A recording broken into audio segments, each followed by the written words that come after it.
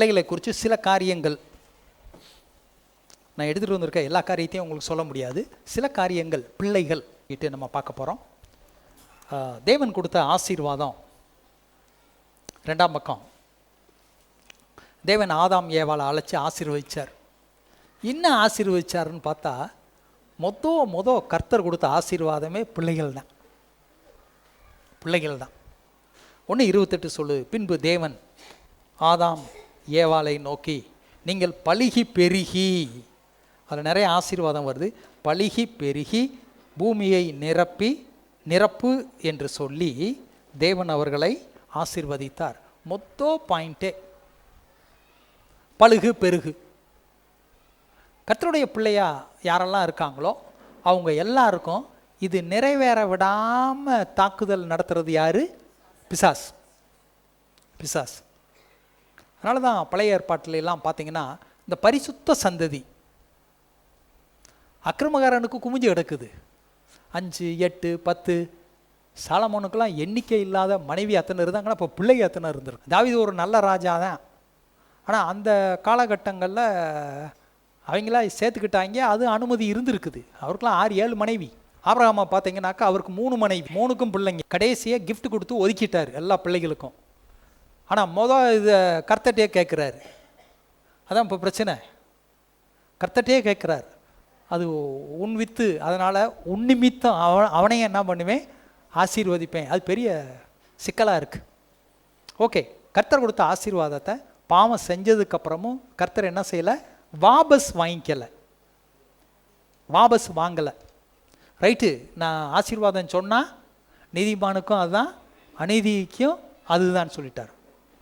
பக்தி உள்ளவனுக்கும் அதுதான், துன்மார்க்கனுக்கும் அதுதான் ஆசீர்வாதம் சொல்லிட்டார். ஓகே, இந்த ஆசீர்வாதத்துக்கு எதிர்த்து விசுவாசிங்க கணவன் மனைவி நல்ல போராடி வெற்றி பெற்று ஆசீர்வாதத்தை நீங்கள் சுதந்திரித்து கொள்ள வேண்டும்.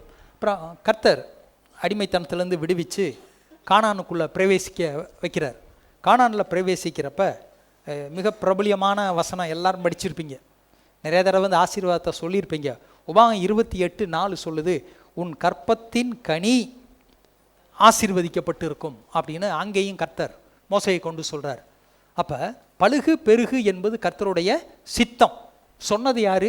கர்த்தர். அப்போ யாரை கேட்கணும்? கர்த்தரை கேட்கணும். ஒருவேளை சில குறைகள் இருக்கலாம். ஓகே, இப்போ வேதத்தில் 2-3 பேரை நான் எடுத்து உங்களுக்கு இதன் அடிப்படையில் உதாரணத்தை சொல்லணும்னா, ஆதியாகமத்தை எடுத்து வச்சிங்கனாக்க, ஆதியாகமத்தில் இந்த பிரச்சனை லேட்டாக ஆகுது அப்படின்னு சொல்லி ஆபிரகாமுக்கெல்லாம் தெரியுது.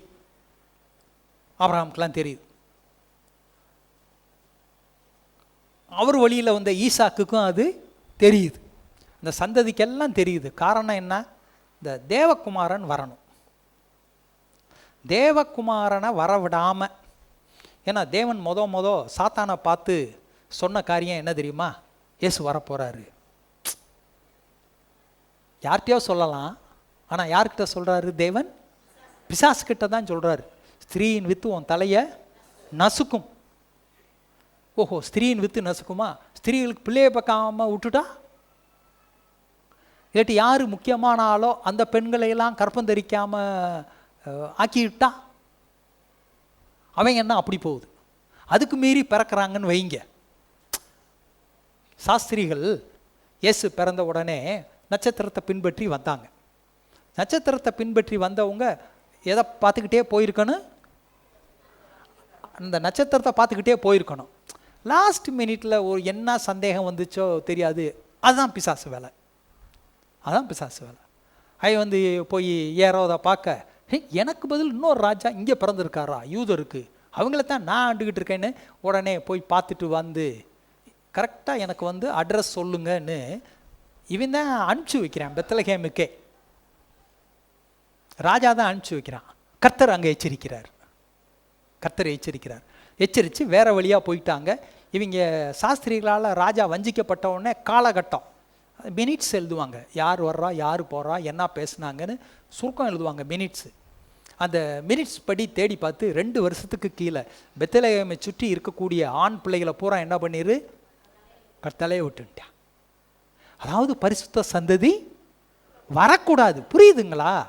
அதை நீங்கள் எதிர்த்து நில்லுங்க. பிசாசுக்கு எதிர்த்து நின்று பரிசுத்த சந்ததி எங்கள்கிட்ட வரும். ஒரு தீர்க்கதரிசி எழும்பலாம், ஒரு அப்போஸ்தலர் எழும்பலாம், ஒரு சுவிசேஷகர்கள் எழும்பலாம், அருமையான வேத வசனத்தை போதிக்கிற தலைவர்கள் எழும்பலாம். ஜெபம் பண்ணுங்க, கர்த்தர் ஆசீர்வதிப்பார்.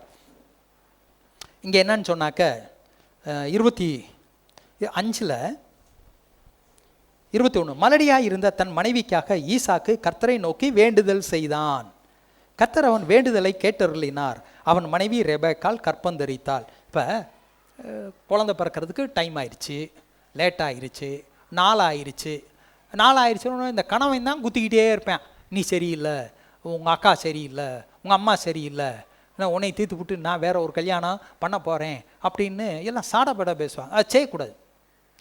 விசுவாசியாக இருந்தால், விசுவாசி மாமனார் மாமியார் நாத்தை நாறு, இந்த நாறுகள்லாம் ஐயோ உரிப்பாங்க, அதெல்லாம் செய்யாதீங்க. கொழுந்த நாறு எல்லாம் கர்த்தருடைய பிள்ளைங்களா இருங்க. கர்த்தருக்கு பயப்படுங்க, கர்த்தரை கீழ்ப்படிங்க. இவங்க வீட்டிலலாம் யாரும் திட்டலை, இவங்க வீட்டிலலாம் யாரும் சபிக்கலை. அதனால் அவங்களெல்லாம் அட்ஜஸ்ட் பண்ணி அரவணைச்சு, ஒரு எல்கானாவை போல் அரவணைச்சு நீங்கள் போகணும். அரவணைச்சு போய் இப்போ யார் விண்ணப்பம் பண்ணுறது? கணவர். அப்போ கணவரெல்லாம் விண்ணப்பம் பண்ணுறீங்களா? நாள் தேங்குதுன்னு சொன்னால் ஏன்னா கர்த்தர் தானே ஆசீர்வாதத்தை சொன்னார். அப்போ ஏதோ ஒருவேளை கர்த்தர் சைடில் ஒரு கர்த்தர் நம்மளை பார்க்காம போயிட்டாரோ, நம்ம மேலே இறக்கம் காட்டாமல் போயிட்டாரோ அப்படின்னு கர்த்தரை நோக்கி விண்ணப்பம் பண்ணணும். விண்ணப்பம் பண்ணவுடனே கர்த்தர் அவன் வேண்டுதலை கேட்டார். பார்த்தீங்களா? எல்லாரும் கரங்களை வச்சு சொல்லுவோம், விண்ணப்பத்தை கர்த்தர் கேட்டார். கர்த்தர் நிச்சயமாக கேட்குறார். 20 வருஷம் ஆச்சு. கொஞ்சம் யோசிச்சு பாருங்க. கல்யாணம் ஆகி எத்தனை வருஷம்? 20 வருஷம். அவன் என்ன பண்ணுறான்? விண்ணப்பம் பண்ணுறான். 20 வருஷம் ஆயிடுச்சு. வேற ஏதாச்சும் சேர்த்துக்கிட்டானா? பார்த்தீங்களா? அவங்க அப்பையும் சரியில்லை, இவங்க ஆத்தா சரியில்லை, அப்பனோட ஆத்தா சரியில்லை, ஆத்தா சேர்த்து விட்டால்ல. நம்ம கொஞ்சம் யோசித்து பார்க்கணும். கர்த்தர் கேட்டார், அவள் கற்பந்தரித்தாள். ஓகே, அதே இதில் பார்த்தீங்கன்னா அடுத்து அவன் குடும்பம் தான். அவன் குடும்பத்தில் என்ன இருக்குனாக்க 30 பார்த்தீங்கன்னாக்க, இப்போ யாக்கோபு வீட்டில் ஒரு சின்ன பிரச்சனைங்கிறோம், அது பெரிய பிரச்சனை. என்னமோ கர்த்தர் அன்னைக்கு எல்லாத்தையும் சரின்ட்டார். அன்னைக்கு அனுமதி இருந்துச்சு. இன்னும் எல்லாம் தெரிஞ்சுக்கிட்டு இன்றைக்கி நம்ம பாட்டுக்கு நீ இருக்க வரிசையாக அவன் தங்கச்சி அவ தங்கச்சின்ட்டு வரிசையாக எல்லாரையும் கட்டிக்கக்கூடாது. இங்கே யாக்கோபு கல்யாணம் பண்ணிட்டாரு. முதல் ஆள் லேயாளுக்கு பிள்ளைங்க வரிசையாக பிறந்துருச்சு. 6 பேர் பிறந்தாச்சு. தங்கச்சி ராகேல்.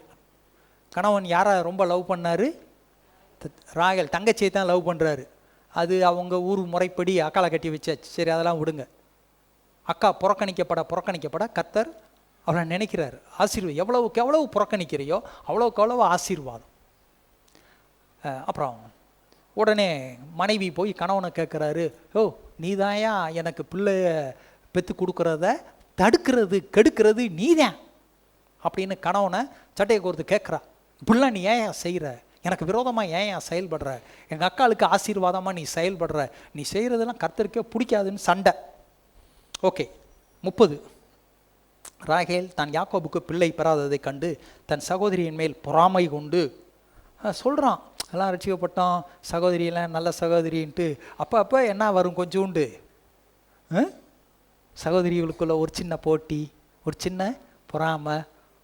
அவள் நல்ல சுடிதாரை எடுத்துக்கிட்டா, ஒரே ஹைட்டு, பேண்ட்டு துணி வாங்க போனால் எல்லாருக்கும் 1.30 தான். சட்டை வாங்க போனால் அரைக்கை சட்டை எல்லாருக்கும் 2.25 மீட்டர் தான். எல்லாம் 2.25 மீட்டர் தான். ஆனால் இந்த கலர் நல்லா இருக்குது, இந்த டிசைன் நல்லா இருக்குது, இந்த சுடிதாரை எனக்கு கொடு, அந்த சுடிதாரை உனக்கு கொடு. இதில் வேற மாற்றி ஏதோ இல்லாததுக்கு தூக்கி போட்டுக்கிட்டு போகலாம். நம்ம குடும்பம் தானே. அதை போட்டு போனால் அங்கே வந்து ஏன் சுடிதாரை ஏண்டி நீ போட்டு வந்த கலெக்ட்ரி, கல்யாண வீட்டில் கொடு கலெக்ட்ரி இது கல்லா கொல்லா பண்ணி இப்படி வாங்க. அன்பு காட்டுங்க சகோதரிகள்லாம். சில சகோதரிகள்லாம் ஊரில் இருப்பாங்க, பார்த்துருக்கீங்களா? இப்போ உதாரணத்துக்கு திருச்சியில் ஒரு சகோதரி இருக்குது, இன்னொரு சகோதரி தஞ்சாவூரில் இருக்குன்னு வைங்க. அப்போ அக்கா தங்கச்சியை பார்க்க போவாங்கல்ல, போகிறப்ப அட இந்த சேலையை கட்டி கட்டி என்ன ஆயிடுச்சு, போர் அடிக்குது, உன் சேலையில் ஒரு 5 கொடு, உடனே இந்த 5 கொடுத்து அவங்க சந்தோஷமாக வாங்கிக்குவாங்க. ஹலோ, சும்மா எக்ஸ்சேஞ்சு தானே சேலைம்மா. அதனால் இவன் கேட்குறான், நீ நான் அவளுக்கு பிள்ளையை பெற்று கொடுத்துக்கிட்டு இருக்க, எனக்கு பிள்ளையை நீ கொடுக்கல. பொறாமை கொண்டு யாக்கோபை நோக்கி எனக்கு பிள்ளை கொடும், இல்லாவிட்டால் நான் சாகிறேன், நான் தூக்கு பிடிச்சி சாக போகிறேன், மருந்தை குடிச்சு சாக போகிறேன், எனக்கு கொடுக்காட்டினா. அவன் என்ன சொல்கிறான், அப்பொழுது யாக்கோபு ராகேலின் மேல் கோபம் கொண்டு தேவன் அல்லவோ உன் கற்பத்தை அடைத்திருக்கிறார். பார்த்தீங்களா, நான் தேவனா சாபத்தை மாற்ற நான் ஜெபந்தான் பண்ணலாம். அவங்க பேன் என்ன பண்ணா, கர்த்தரை நோக்கி விண்ணப்பம் பண்ணா. இவனுக்கும் கரெக்டாக வெளிப்பாடு. பார்த்தீங்களா, வெளிப்பாடு கிடைக்குதா இல்லையா? குடும்ப தலைவர்கள்லாம் பிள்ளைகளுக்கு நல்ல வெளிப்பாடு இருக்கணும். எல்லா பிள்ளைகளும், அப்பாவும் சில பேர் அப்பாவும் மகனும் இங்கேயே இருக்கிறாங்க, தேவனை குறித்து நல்ல வெளிப்பாடு வேணுங்க. அவங்க அப்பேன் தேவன் தேவன் தேவன் அலைஞ்சார். ஆபிரகாம் அலைகிறார், தாத்தா தேவன். தவறுகள் நடந்தது, அது விட்டுருங்க. ஏன்னா அவர் மன்னிப்பு கேட்குறாங்க, மன்னிச்சிருக்காரு கர்த்தர். அதனால தானே அந்த ஆபிரகாம்னு இன்னும் பேர் வருது.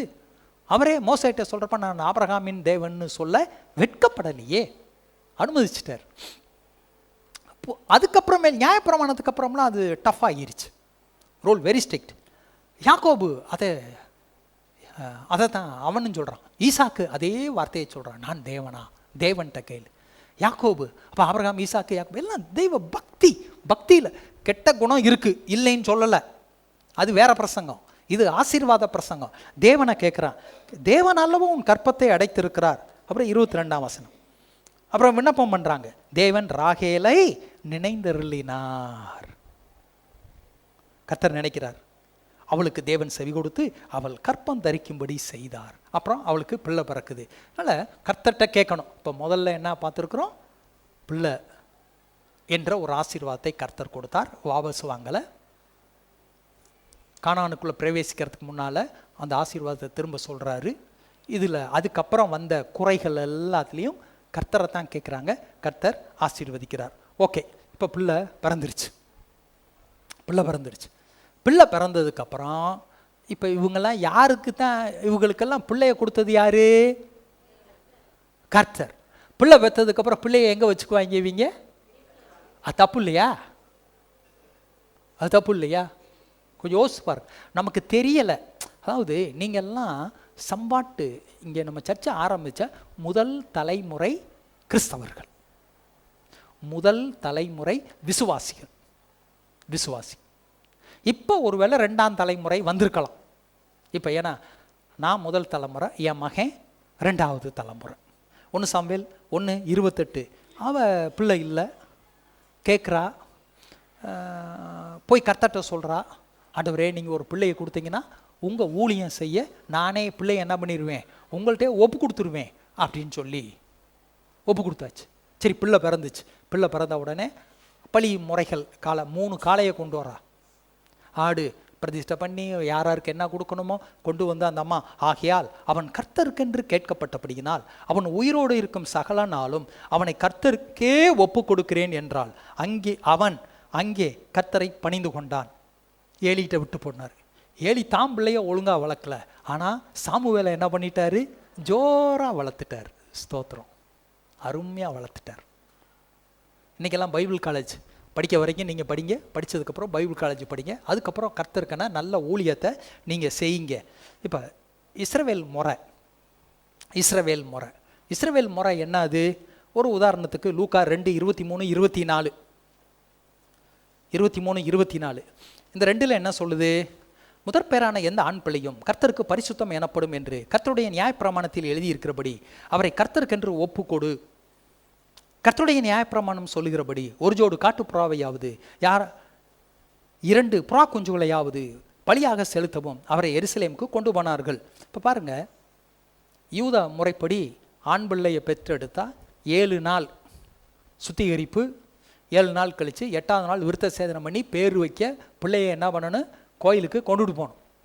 40 நாள் தீட்டுப்பட்ட நாட்கள். அப்புறம் 40 நாள் முடிஞ்ச உடனே அப்புறம் செய்ய வேண்டிய முறையை செஞ்சு விடுதலை. பெண் பிள்ளையை பெற்றா 14 நாள் கழித்து பிள்ளையை கூட்டிகிட்டு வரணும், கோயிலில் வந்து பிள்ளைக்கு என்ன செய்யணும், பேர் வைக்கணும். 80 நாள் சுத்திகரிப்பு அவங்க அது செஞ்சுக்கணும். கொண்டு வர்றப்ப கர்த்தருக்கு பிள்ளையை கொண்டு வர்றப்ப கர்த்தருக்குன்னு என்ன செய்கிறாங்க, இவங்க எல்லாரும் காணிக்கை கொடுக்குறாங்க. நம்ம கோயிலில் கொடுக்க மாட்டேங்கிறாங்க. பைபிள் படித்தாச்சு, பைபிள் படித்தாச்சு. ஆடு கொடு, இல்லாட்டி புறா கொடு, இல்லாட்டி புறா குஞ்சு கர்த்தருக்குன்னு கொடு அப்படின்னா, ஆடுனாக்கா ஆடு எல்லாம் 3000 மூவாடுலாம் ஆடுல இந்த ஆட்டுக்காரு தினம் வாங்குற ஒரு கறிக்காரவங்களாம் இங்கே தான் இருக்கிறாங்க. 5000 10,000 15,000 ஆடு, சரிங்களா? ஓ, அப்போ நான் பிள்ளை பார்த்தா 15,000 கொண்டு வரணுமா? ஏமா நான் அப்படியா சொல்கிறேன்? வர்றாங்க, பாஸ்டர் பிள்ளைக்கு பேர் வைங்க. பேர் முடிஞ்ச உடனே அந்த சின்ன பிள்ளை என்ன பண்ணும், டாட்டா சொல்லிட்டு போயிடுறாங்க. கர்த்தருக்கு கொடுக்கணும்ல, அதாவது தெரிஞ்சுக்கங்க. கர்த்தருக்கு ஒரு ஸ்தோத்திர பலி, ஒரு காணிக்கை என் கையில் கூட கொடுக்க வேணாம், வந்து ஐயா உண்டியலில் போட்டுறோம் ஐயா, ஸ்தோத்திரம். கர்த்தருக்கு கொடுத்து பழகணும். பிள்ளைய கொண்டு வரணும். அதான் பிள்ளைய வீட்டிலேயே வச்சுக்குவாங்க, 1 வருஷத்துக்கு வராது. அது இங்கே வந்து பாஸ்டர் எங்கள் அம்மா எனக்கு பேரே வைக்க மாட்டேங்குது பிள்ளை சொல்கிற அளவுக்கு வீட்டில் வச்சு போடுறாங்க. இயேசுவை எப்போ எத்தனை வயசில் கூப்பிட்டு வந்தாங்க கோயிலுக்கு? வெறும் 8ஆம் நாள். யோவான் ஸ்நானகனை பேர் வைக்க எவ்வளோ நாள் கழிச்சு கூப்பிட்டு வந்தாங்க? 8ஆம் நாள். 8 நாளில் பேர் கொடுறாங்க. நம்ம ஊரில் என்ன சொல்லிடுவாங்க, திரும்ப முடியல, நகல முடியல, சரி ரைட்டு, சரி ரைட்டு. 1 மாதம் கழிச்சு கொண்டு வரலாமா? ஓகே. 2 மாதம் கழிச்சு கொண்டு வரலாமா? ஓகே. 3 மாதம் கழிச்சு கொண்டு வரலாமா? ஓகே. 4 மாதம் கழிச்சு அப்புறம் நான் தூக்க முடியாது. சரி நீ வச்சுக்க, நான் என்ன பண்ணுறேன், அப்படியே ஆயிரும். பேர் வைக்க கூட்டிகிட்டு வாங்க. பிள்ளையை கொடுத்தது யாரு? அதுக்கு முன்னால் 3 வசனமெல்லாம் பார்த்துட்டோம். கர்த்தர் ஆசீர்வதிக்கிறார். அப்போ பேர் வைக்கிறதுக்கு சர்ச்சுக்கு கூட்டிகிட்டு வாங்க. ஒரு 2 மாதம் 3 மாதத்துக்குள்ளே கூட்டிகிட்டு வாங்க. எல்லா மிருகத்துக்கும் ஆதாம் பேர் வச்சேன், எல்லா பறவைகளுக்கும் பேர் வச்சேன், ஊர்வன நீந்துவன அம்பட்டுக்கும் பேர் வச்சேன். நீங்களா அந்த பைபிள்லேருந்து ஒரு சின்ன வார்த்தையை தேடி கண்டுபிடிச்சி, ரெஃபரன்ஸ் பைபிளில் அதில் கண்டுபிடிச்சி ஏதாச்சும் ஒரு பேரை வச்சா என்ன செய்யுது? ஒருத்தன் வந்து கேட்டேன், பிள்ளையே பிறக்காமல் ரொம்ப நாள் கழித்து பிறந்தனால என்னை வந்து எலியான்னு வையா, நல்ல பேருன்னு எலியான்னு வச்சுட்டேன். பள்ளிக்கூடத்தில் எலின்னு கூப்பிடுறாங்க, எனக்கு இந்த பேர் பிடிக்கல. நான் என்ன பண்ணடா, ஆட எலியான்னு இருக்கத்தானே செய்கிறாங்க. அது மாதிரி தான் கண்டுபிடிச்சி நல்ல பேராக வைங்க. இந்த பேரையும் கொஞ்சம் புரிஞ்சுக்கங்க. பைபிளில் ஒரு மாதிரிலாம் இருக்கும் பேர், அந்த பேர்களையெல்லாம் என்ன பண்ணிடு, விட்டு நல்ல பேராக தெரிஞ்சு அடிச்சு நீ வை. ஓகே. கர்த்தர்கிட்டருந்து வாங்கினதுனால கர்த்தர்கிட்ட கொண்டு வந்து அர்ப்பணித்து அந்த பிள்ளைய அர்ப்பணிக்கணும். அடுத்து பிள்ளைக்கு கற்றுக் கொடுக்கணும். என்ன கற்றுக் கொடுக்கணும்? கர்த்தருக்கு பயப்படுகிற பயத்தை கற்றுக் கொடுக்கணும். தாய், இது வந்து யூத முறையிலேருந்து நம்ம கொஞ்சம் கற்றுக்குவோம். 5 வயசு வரைக்கும் அந்த காலங்களில் பாலை கொடுத்துருக்காங்க. பிள்ளை 5 வயசு வரைக்கும் கர்த்தர் சின்ன வார்த்தை, டாட்டா சொல்லு, ஸ்தோத்திரம் சொல்லு. இப்போ நம்ம ஸ்தோத்திரம் சொல்ல பழக்கி கொடுக்குறோம்ல சின்ன பிள்ளைக்கு, அது வந்து அப்படி கையை எடுக்குது பாருங்க. ஸ்தோத்திரம் சொல்லு, பாஸ்ட்டுக்கு ஸ்தோத்திரம் சொல்லு, ஏசப்பா சொல்லு, சொல்லி கொடுக்குறீங்களே, ஏசப்பா சொல்லு, ஸ்தோத்திரம் சொல்லு, ஆமேன்னு சொல்லு. அப்படி முதல்ல 5 வருஷம் யார் சொல்லி கொடுக்கணும்? தாய். முகத்தை பார்த்து சொல்லு, ஸ்தோத்திரம் சொல்லு, அல்லேலூயா சொல்லு, ஆமேன்னு சொல்லு, முகத்தை பார்த்து சொல்லு, உங்ககிட்ட தான் சொல்கிறேன்னு அர்த்தம். சொல்லி 5லேருந்து 7 12 வயசு வரைக்கும் அப்பா சொல்லி கொடுப்பார். கர்த்தருக்கு பயப்படுகிற பயம். பிள்ளை விவரமாக சின்ன வார்த்தை, கர்த்தருக்கு பயப்படணும், கீழ்ப்படியணும், பரிசுத்தமாக இருக்கணும், வேதத்தை நேசிக்கணும், வேதத்தை படிக்கணும், இதுக்கு கீழ்ப்படியணும். சர்ச்சுன்னு இது இருக்குது. இப்போ புதிய ஏற்பாட்டுப்படி ஞாயிற்றுக்கிழமை சர்ச்சுக்கு போகணும், சண்டே கிளாஸ் போகணும். நிறைய பேர் சண்டே கிளாஸ் பிள்ளையை கூப்பிட்டு வர்றதில்ல, அதெல்லாம் தப்பு. பிள்ளை வீட்டில் இருக்குது. நீ இப்போ கூப்பிட்டு வராட்டி பிள்ளை இப்படி பெரிய பிள்ளையானா கோயிலுக்கு வராது. சொல்கிறாங்கல்ல, கோயில் குளத்துக்கே போக மாட்டாருங்க. அதுதான் கோயில் குளம்னா என்ன, சர்ச்சுக்கு வர்றது இல்லை. அதனால் அந்த வழிகளை சொல்லிக் கொடுக்கணும். நீதி என்ன, நீதியை சொல்லிக் கொடுங்க. பாவத்தை வெறுக்கணும். இது பாவம் செய்யக்கூடாது, தப்பு பண்ணால் கண்டிக்கணும், கண்டித்து அது பாவம்னு சொல்லிக் கொடுக்கணும். நியாய தீர்ப்பு நாளில் நம்ம கர்த்தருக்கு முன்னால் நிற்கணும், கர்த்தரை மறக்காத, நீ நியாய தீர்ப்பு நாளில் நிற்கணும்னு எடுத்து சொல்லணும். உலகத்தில் ஒரு சர்வே எடுத்திருக்காங்க. அந்த சர்வேயில் குற்றங்கள் கொஞ்சமாக செய்கிறது யாருன்னு சொல்லி பார்த்தா யூதர்கள் தானா. ஏன் 5 வயசில் வரைக்கும் அம்மா சொல்லி கொடுத்துருக்கு, 7 வயசு வரைக்கும் அப்பா சொல்லி கொடுத்துருக்காரு, அடுத்த பாயிண்ட் சொல்லி கொடுக்கல. 12 வயசில் கோயில் கூட்டு போவாங்க. கோயிலில் கூட்டிகிட்டு போய் அவர் கையில் அவங்க கொடுக்குறது நியாயப்பிரமாண புஸ்தகம், நம்ம பைபிளை கொடுத்து 12 வயசுலேருந்து நீ உன் வாழ்க்கை முழுசும் நீ கண்ணை மூட வரைக்கும் நீ எதை பின்பற்றணும், பைபிளை பின்பற்றணும். பைபிளை கையில் கொடுத்துருவாங்க. நியாயப்பிரமாணத்துக்கு ஒப்பு கொடுப்பார்கள், வசனத்துக்கு ஒப்பு கொடுப்பார்கள். நம்ம 12 வயசில் பைபிளை கொடுத்தோமா பிள்ளைக்கு, அதிலிருந்து நல்ல முறைகளை எடுத்துக்கங்க. பழைய ஏற்பாடு வேணாம், useless, no no no no, அதிலிருந்து எடுத்து பிள்ளைக்கு கொடுத்து இனிமேல் பைபிளை படி, பைபிள் படி, கீழ்ப்படி, தெரியாததை கேளு, சண்டே கிளாஸுக்கு போ, வாலிபர் கூட்டத்துக்கு போ, எல்லாத்துலேயும் போய் நீ கற்றுக்க அப்படின்னு தெளிவாக சொல்லிடணும். அடுத்ததா கீழ்ப்படியன். கீழ்ப்படுகிறதுக்கு நிறைய வசனம் இருக்குது. இதில் மட்டும் சில காரியங்களை நான் சொல்லிட்டு கூடுமானால் முடிக்கிறேன். பாதினாலும் சரி, முழுசுனாலும் சரி. முக்கியமாக தாய், ஏன்னா அப்பா வேலைக்கு போயிடுறார், தாய் கண்டிக்கணும். நிறைய பேர் சொன்னாங்க, அதில் 2-3 பேர் மட்டும் ஞாபகத்துக்கு வருது. என் தாயினால் நான் பெரியவன் ஆனேன், உயர்ந்த நிலைக்கு வந்தேன். ஆபிரகாம் லிங்கன், அந்த பிரசிடென்ட் ஆஃப் அமெரிக்கா, அவர் சொல்கிறாரு, என் தாய் நல்லா என்னை கண்டிச்சு அடிச்சு, எப்படி, ஹலோ இருக்கீங்களா, அடிச்சு வளர்த்ததுனால நான் பெரிய ஆள். செயின்ட் அகஸ்டின் பெரிய ஊழியக்கார், அவர் சொல்கிறாரு. டிஎல் மூடி பிரபலியமான ஊழியக்காரர், அவங்கள என்ன சொல்கிறாங்க, அடித்து வளர்த்ததுனால நான் பெரிய ஆள் அப்படின்னு அவங்க சொல்கிறாங்க. ஒரு அம்மா இருக்காங்க, 3 அம்மா. சூசன் வெஸ்லின்னு ஒரு அம்மா இருக்காங்க. சூசன்னா 19 பிள்ளைங்க, எல்லா பிள்ளைக்கும் ஜெபம் பண்ணுமா. 2 பிள்ளைங்க பெரிய ஊழியக்காரவங்க, ஜான் வெஸ்லி, சார்லஸ் வெஸ்லி, பெரிய ஊழியக்காரவங்க, ஐரோப்பாவை கலக்கி விட்டாங்க.